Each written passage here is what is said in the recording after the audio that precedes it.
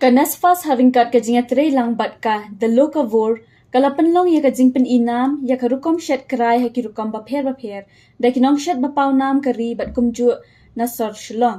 ya ka la Pynlong ha ka office trei kam ka Nesfas ha shilong menta kasngi ka khan rutrek leber ha ka bala wan banya shimbenta di kinong rap Krai na khatwei teli kishnong kari luam khasi jantia da ka jinga dan ringkat ru ki seng trei kam bapher ha ka Jylla Kumba khat arteli ki jat jingshan lapan inam hakani ga jingya kenduk lang kabakan thop ya ki kupu Krai ki jingdi bat ki bei pat ki jat jingbam bala shat na khle bat ukrai kinong rap Krai hakani ga sngi ki lapan pauru ya ki jingye baki ya kendu ha kabaya dei bat ka rap jengki kababun kim tri ashu ban beteng ya kani ka rukom rap tenrai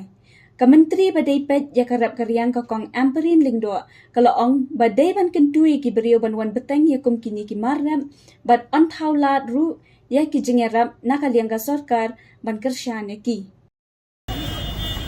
Millet has been identified as a value food item and that it is dying in several parts of the world as much as it's dying in the state of Meghalaya. So we must make sure that we support this indigenous plant from actually becoming extinct. If farmers stop growing it, then you will not find it, and then it will just be part of history.